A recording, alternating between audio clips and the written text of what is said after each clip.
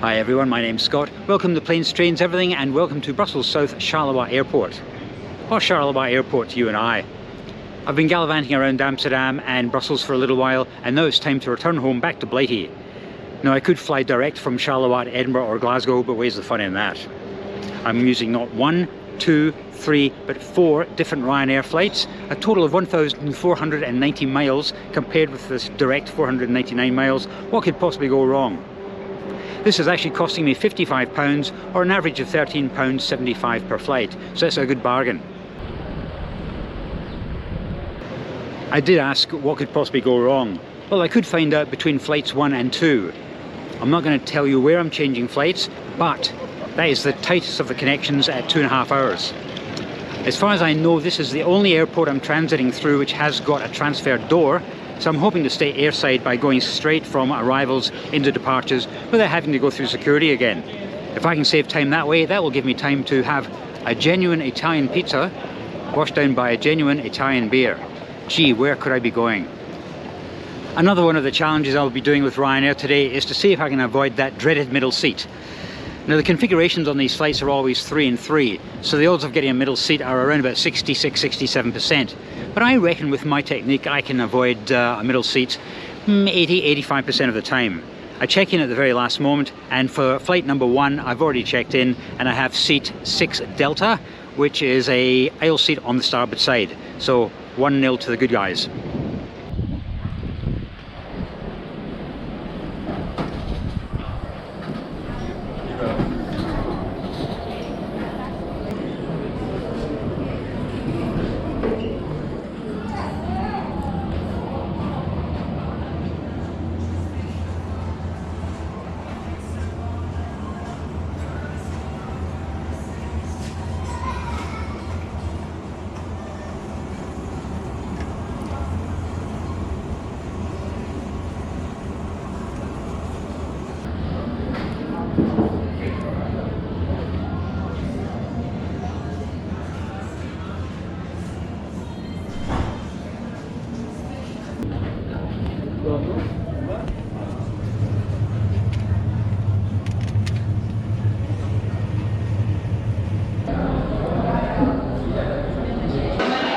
I don't expect to be home until about 11 o'clock tomorrow, so I need to remain hydrated, stay up to cruising altitude,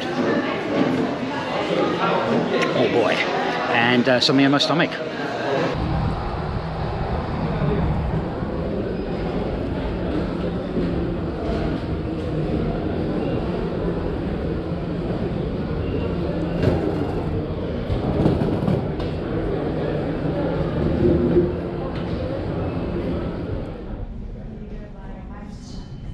Being Schengen to Schengen, there should be no passport control.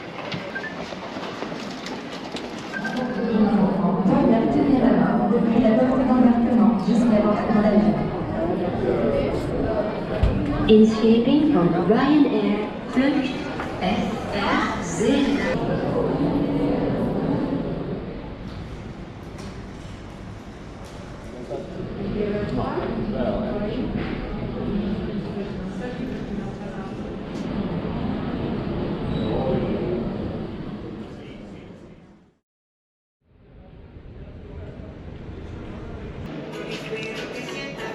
Well, that didn't go according to plan, did it?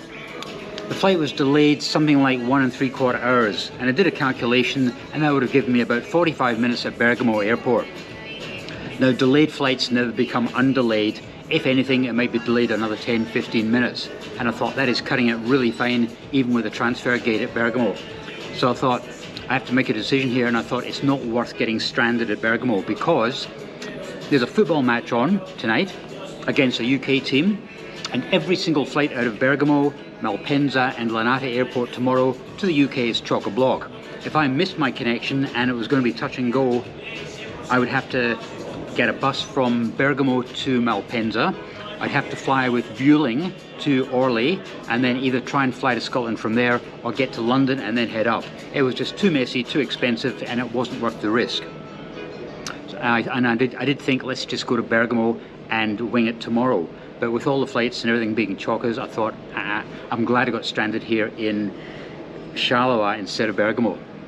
What am I doing then? Well, I'm going to rough it here. I was hoping to actually rough it airside, but there is actually nowhere you can actually be inconspicuous there, and there was a security guard who kind of waved me through, so I got the message. So I'm airside again outside Charleroi Airport, back to square one.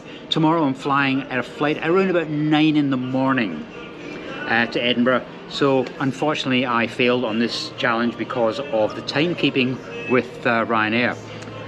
The good news is, however, I've got free access to a lounge tomorrow morning, and I will be taking advantage of that from 5 AM. How did I score that? I'll tell you the details later. Anyway, I'm really gutted that this failed at the first hurdle, but I would rather have been stranded here at Charleroi than at Bergamo, because that would have been a nightmare trying to get out tomorrow. There are some things that are very reliable, however, and one is the sponsor of this video, which is Surfshark. There's one aspect of Surfshark which I really like, and no one ever mentions it. I'll tell you about this in a moment. Hopefully I don't get in trouble. Do you remember back in the days we used to have airline tickets like these? Remember that? There was a coupon when you checked in at the desk, someone would tear that out and you'd have a lasting souvenir of your journey. They were the days, huh? Things were a lot more innocent in those days. These were the days before e-tickets, self-check-in. We didn't have a clue what the internet was. Now we've got cybercrime, hacking, stolen identities, and that's where Surfshark comes to the rescue. You may know Surfshark is a VPN, a virtual private network, which encrypts all of your online data. That's vitally important, especially if you're like me and continually use the free Wi-Fi at railway stations, airports, onboard trains, buses, and the occasional coffee shop. Surfshark allows you to change your IP address. Did you know IP stands for Internet Protocol, and it's a unique string of characters which identify your phone or computer. When overseas, I may have trouble accessing UK television content. Surfshark allows me to change my IP address to a local one, allowing me access to British viewing content. But I did promise you an unusual benefit of Surfshark. It's called Surfshark Alert. I have email accounts with Gmail, Outlook, and a shared private server. When I access the latter, I get a red banner warning me this site has been compromised in the past. I also get the same red banner when accessing certain social media sites. This warning from Surfshark Alert is good to know and comes along free with your Surfshark account. By using my code below, you get access to a great deal, an extra 3 months free and a 30-day money-back guarantee, so there's absolutely no risk in trying Surfshark. To get started, just click the link in the description below. Thank you Surfshark for keeping me safe while I'm on the move. Now let's get back to Charleroi Airport. So how did I score access to a lounge tomorrow morning? Well, it's a travel hack I've got. My main travel hack is with American Express. This American Express card issued by British Airways actually earns Avios, but I don't use the Avios for purchase of flights or accommodation through BA. It's too expensive. So what I do is I convert those Avios to Nectar points, and using an affiliation link with Nectar and Booking.com, I use the Avios to book Booking.com accommodation. That's my main travel hack. But this one is a new one. It's American Express again, and it's an American Express Gold card. Now that sounds pretty posh, and for me that is very posh, considering I was in debt 5 years ago and now I've got an American Express Gold card. But it's not as posh as it sounds. You've only got a limit of £1,200. There is a £160 annual fee, but not for the first year. It's free of charge. But every year you get access to 4 lounges worldwide. So as long as I remember to cancel this September next year, I'll be fine. It won't cost me a penny, and that's how I'm getting access to one of the lounges tomorrow morning using my Priority Pass free voucher. Wish me luck. So what do you do at Charleroi Airport for 12 hours overnight? Be very bored, I guess.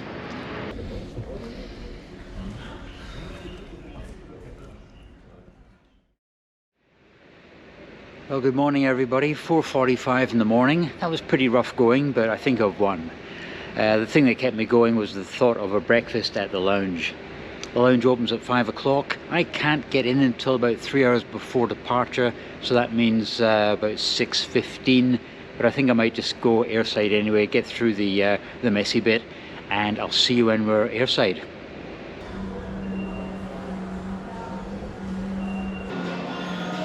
During the night I was looking at the actual arrival time of that flight in Bergamo, and it would have given me about 35 minutes. That's when the chocks were put in front of the front tyres.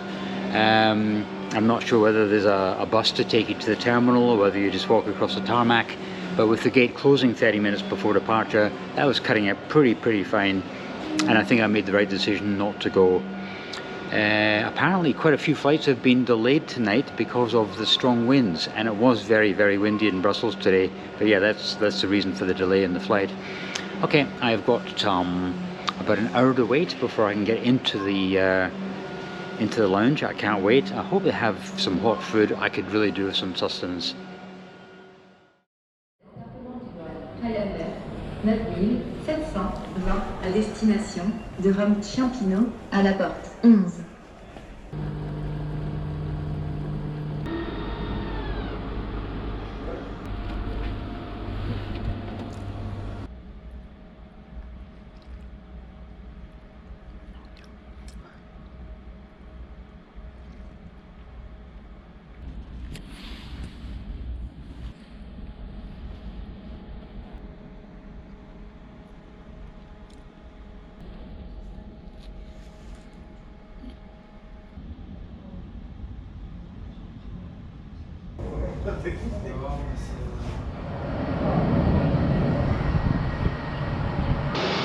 Well, that was very nice in there. The food selection was fairly basic, but it was a nice atmosphere. At least something's gone right in this trip. Right, I have to go to passport control now.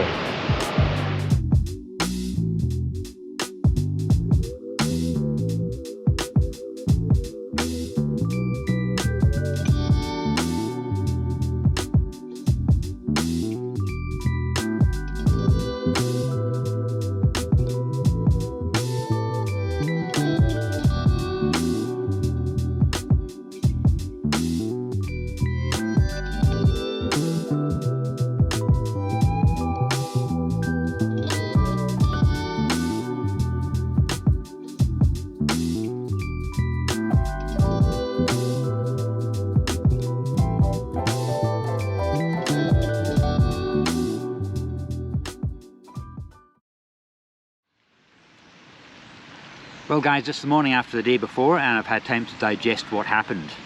The original route I was flying was Charleroi to Bergamo, to London Stansted, to Belfast International, to Edinburgh. Now I've looked at the other flights, they all seem to arrive more or less on time. It was only the Charleroi to Bergamo that caused the problem. And it wasn't actually Ryanair's fault, it was weather related. It was affecting flights around Europe and the winds were also affecting flights in the UK as well, so it wasn't their fault. Now I had a 40-minute connection at Bergamo, which is cutting it really fine considering that the gate closes 30 minutes before departure. I'm not sure how it works at Bergamo. Do you walk into the terminal building from the aircraft or do you have to board a little bus that takes you to the terminal building? If that's the case, I would have been snookered because that's an extra 5 minutes. I had to find a transfer door at Bergamo airport. If I couldn't find the door or there was an issue getting through it, that would have been me snookered. And also I'm travelling from Italy, which is Schengen, to the UK, which is non-EU. My passport would have to be checked and stamped. If there was a queue there, I would have been snookered. So staying at Charleroi was by far the best idea, otherwise I'd still be stranded in Milan now. What have I learned from this? Well, what this does show you is that everything on YouTube isn't as glamorous as it seems. All these first class flights and departure lounges and this kind of stuff. It looks very good, but it doesn't always happen that way. Sometimes things do go pear-shaped. You don't always see it on YouTube. What's important is you have to think on your feet, you have to keep your wits about you, and you have to keep the camera running because it makes a good video. Anyway guys, thanks very much for your support on this. I really do appreciate it, and I'll see you next time.